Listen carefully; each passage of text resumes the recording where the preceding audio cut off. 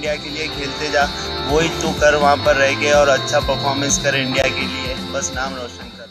हिंदी भाषा में एक मशहूर कहावत है, मंजिल उन्हीं को मिलती है जिनके सपनों में जान होती है। पंखों से कुछ नहीं होता, हौसलों से उड़ान होती है।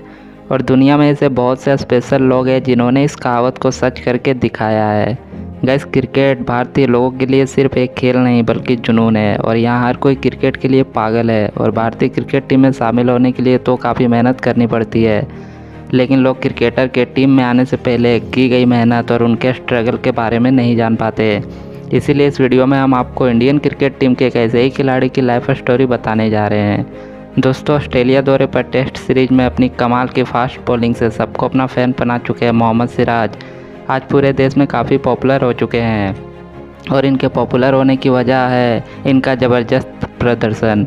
हालांकि आज भले ही सिराज के चाहने वाले लाखों में हो, लेकिन एक वक्त ऐसा भी था जब सिराज को अगर कोई यह कहता कि तुम पूरे देश में जाने जाओगे तो वह खुद भी इस बात पर विश्वास नहीं करते।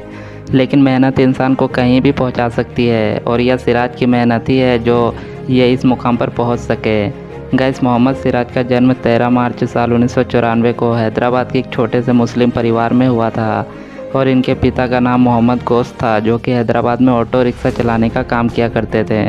और सिराज की मां का नाम शबाना बेगम है, जो घर की आर्थिक स्थिति को सुधारने के लिए परिवार की मदद किया करती थी।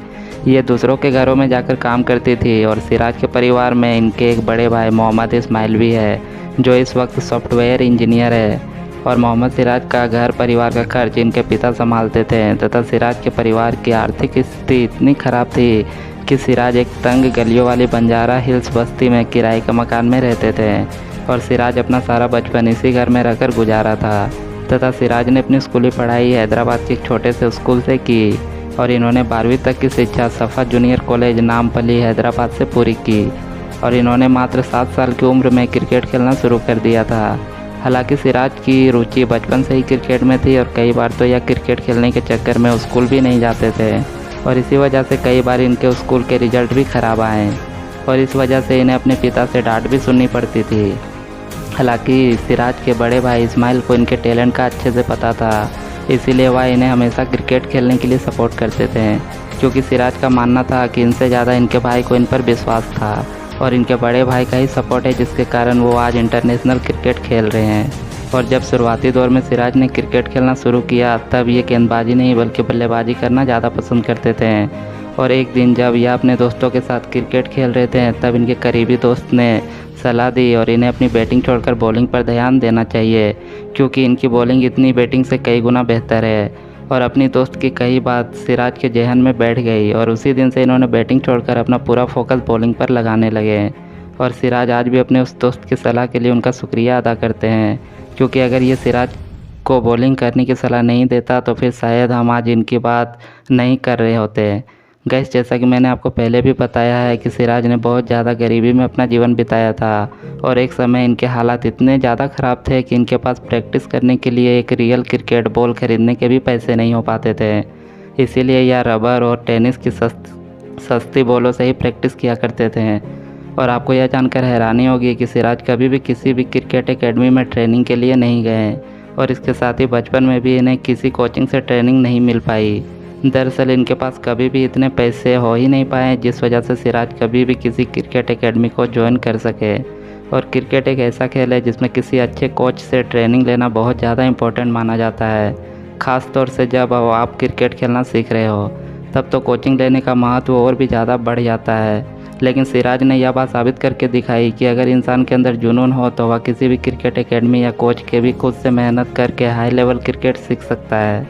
दरअसल सिराज अपने परिवार की आर्थिक स्थिति को सुधारने के लिए दिन रात मेहनत किया करते थे, और चाहते थे कि जल्द से जल्द इन्हें कामयाबी मिल जाए, ताकि वह इस उम्र में अपने पिता को आराम दे पाए। और सिराज को बस एक मौके की तलाश थी, और यह मौका इन्हें साल 2015 में मिल गया।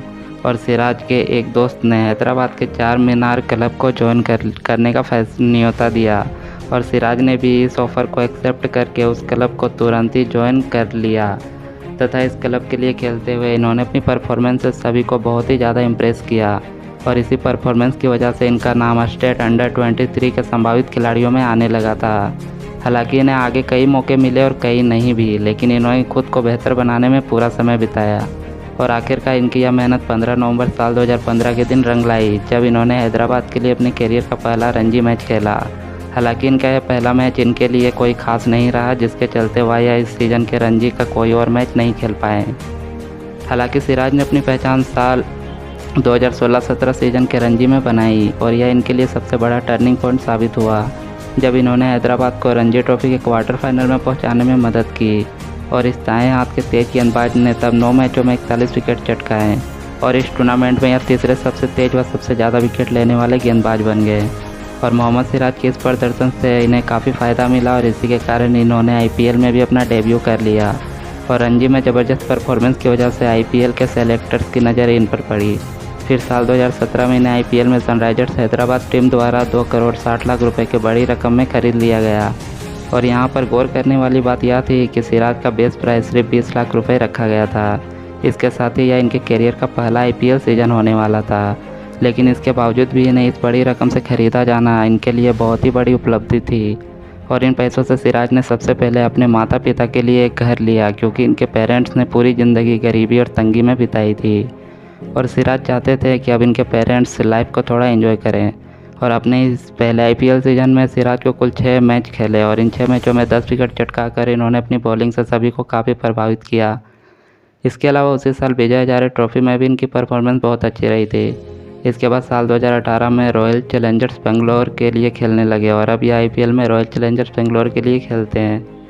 और सिराज के बारे में एक इंटरेस्टिंग बात यह है कि जब ये साल 2020 के IPL में खेल रहे थे, तब सिराज ने इस IPL के एक मैच में 2 मेडन ओवर डाले थे। और अगर बात करें इंटरनेशनल क्रिकेट की, तो भारतीय टीम में खेलने का इनका सपना 4 नवंबर साल 2017 को पूरा हुआ था।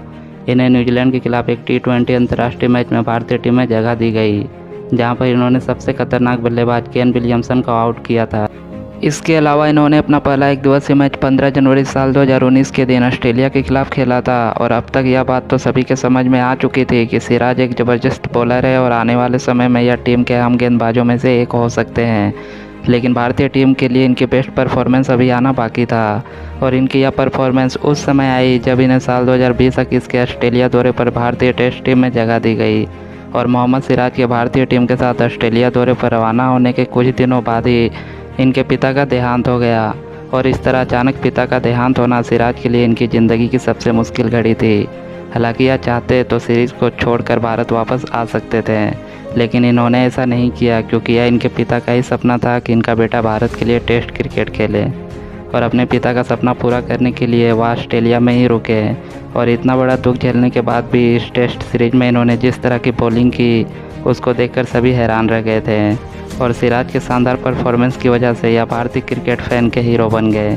तो गाइस, कैसी लगी आप सबको मोहम्मद सिराज की ये लाइफ स्टोरी वीडियो? अगर अच्छी लगी है तो वीडियो को लाइक और शेयर जरूर कीजिए और आगे भी इसी तरह के लाइफ स्टोरी वीडियो को देखते रहने के लिए आप सब हमारे चैनल को भी सब्सक्राइब जरूर कीजिए। तो मिलेंगे आप सबसे अगली वीडियो में ऐसे ही किसी और क्रिकेटर की लाइफ स्टोरी को लेकर। अभी के लिए जय हिंद, जय भारत।